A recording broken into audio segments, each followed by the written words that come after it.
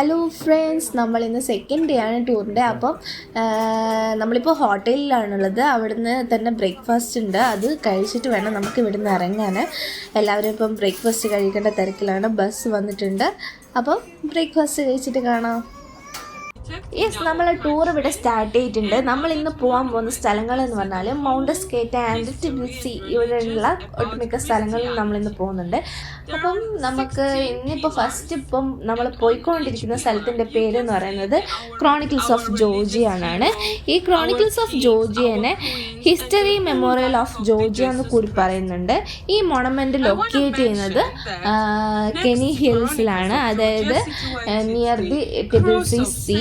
ബാക്കി കാര്യങ്ങൾ നമുക്ക് അവിടെ എത്തിയിട്ട് കാണാം. Saint Nino was the first lady who preached Christianity to Georgia. We will see her cross here. We will see. നമ്മളിപ്പോൾ കണ്ടുകൊണ്ടിരിക്കുന്നത് ടിബിലിസിയുടെ സിറ്റി വ്യൂ ആണ്.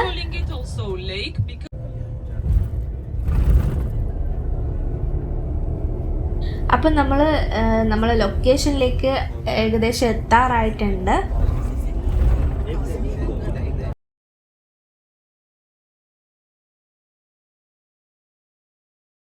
ദേ ഈ കാണുന്നതാണ് നമ്മുടെ chronicles of Georgia. Yes guys, നമ്മളിപ്പോൾ ഇവിടെ എത്തിയിട്ടുണ്ട്. ഇതാ എല്ലാവരും നമ്മളെ ഫുൾ ടീംസ് ഇവിടുന്ന് ഗ്രൂപ്പ് ഫോട്ടോ എടുക്കുന്നുണ്ട്.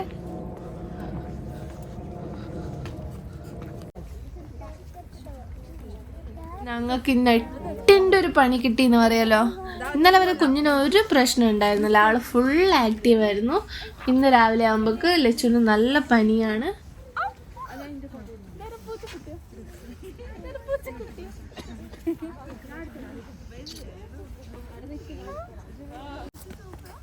ഓക്കെ, ഇതാണ് ക്രോണിക്കിൾസ് ഓഫ് ജോർജിയയുടെ ഫുൾ വ്യൂ. നമുക്ക് ഇത്രയും സ്റ്റെയർ കയറിയിട്ട് വേണം മുകളിലെത്താൻ വേണ്ടിയിട്ട്. പിന്നെ ഇവിടുത്തെ ഫുൾ വ്യൂ പറയുകയാണെങ്കിൽ ഒരു രക്ഷയില്ല, അടിപൊളി വ്യൂ തന്നെയാണ്. ഒരു പീസ്ഫുൾ ആൻഡ് കാം ഏരിയ ആണ്.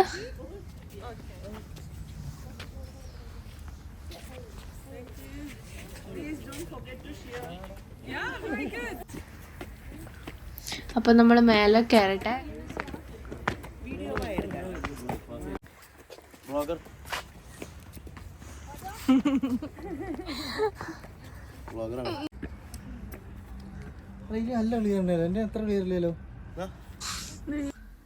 ഞങ്ങൾ ഇവിടുന്ന് കുറച്ച് ഫോട്ടോസൊക്കെ എടുത്ത്, ശരിക്കും പറഞ്ഞാൽ വിചാരിച്ചത്ര ഫോട്ടോസൊന്നും എടുക്കാൻ പറ്റിയില്ല. കുഞ്ഞിന് സുഖമില്ലാത്തത് കൊണ്ട് ആള് തീരെ നിന്ന് തരുന്നുണ്ടായിരുന്നില്ല.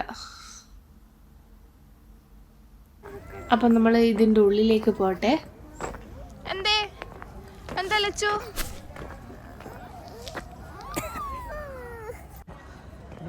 യെസ്, നമുക്ക് ഈ ക്രോണിക്കിൾസ് ഓഫ് ജോർജിയയുടെ പ്രത്യേകത എന്താണെന്ന് വെച്ചാൽ, ഈ കാണുന്നത് 16 തൂണുകളാണ് ഇവിടെ ഉള്ളത്.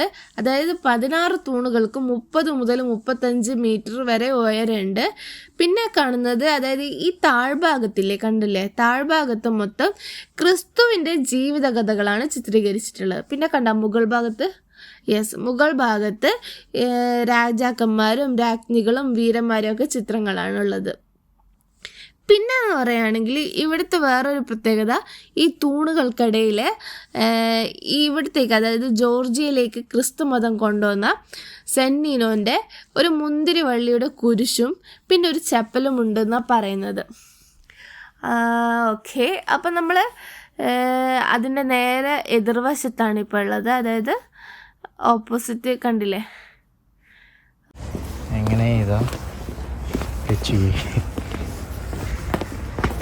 ലച്ചിന് സുഖമില്ല.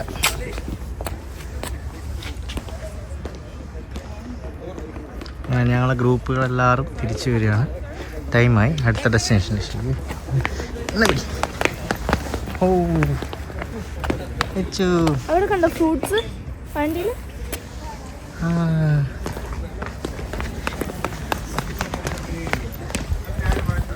ഓക്കെ,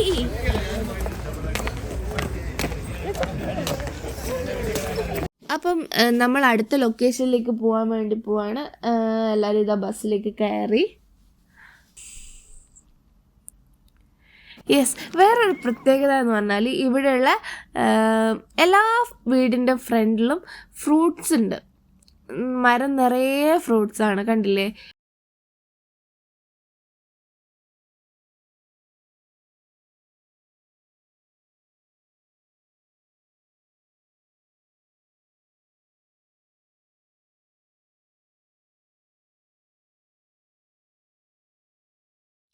അപ്പം നമ്മൾ അടുത്ത ലൊക്കേഷനിൽ എത്തിയിട്ടുണ്ട്. നമ്മളിപ്പം നടന്നു പോകുന്ന വഴികളിൽ ചെറിയ ചെറിയ ഷോപ്പും കാര്യങ്ങളെല്ലാം ഉണ്ട്.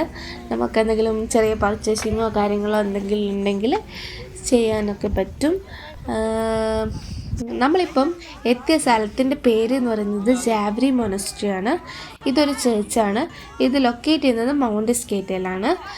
ഇത് 6th സെഞ്ച്വറി ജോർജിയൻ ഓർത്തഡോക്സ് മൊനസ്ട്രി ആണ്. ഇതിൻ്റെ ഏറ്റവും വലിയൊരു പ്രത്യേകത എന്ന് പറയുന്നത് ഇത് വേൾഡ് ഹെറിറ്റേജ് സൈറ്റായിട്ട് യുനെസ്കോ 1994 ലിസ്റ്റ് ചെയ്തിട്ടുണ്ടെന്നാണ് പറയുന്നത്.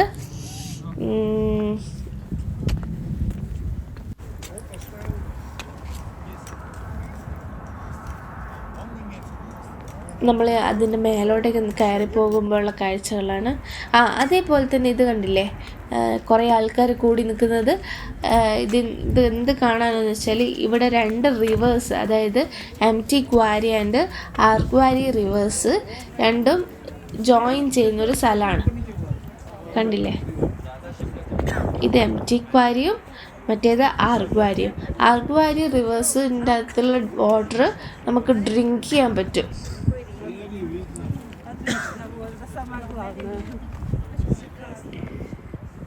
അപ്പം അങ്ങനെയാണ് കാഴ്ചകളെല്ലാം.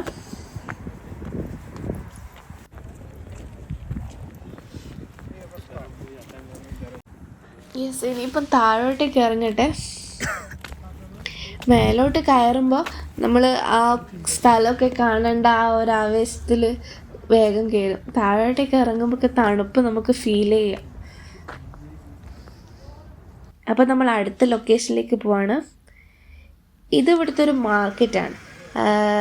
മാർക്കറ്റിൻ്റെ ഉള്ളിൽ വൈനിൻ്റെ ഷോപ്പാണ് ഇപ്പം ഞാൻ കയറിയത്. നമുക്ക് ഇവിടുന്ന് വൈന് ഫ്രീ ആയിട്ട് ടെസ്റ്റ് ചെയ്യാൻ തരുമെന്ന് പറഞ്ഞിട്ടുണ്ട്. അപ്പം ഞാൻ അത് കേട്ടപ്പോൾ വേഗം കയറി. എല്ലാവരും ഉണ്ട് നിൽക്കുന്നത്.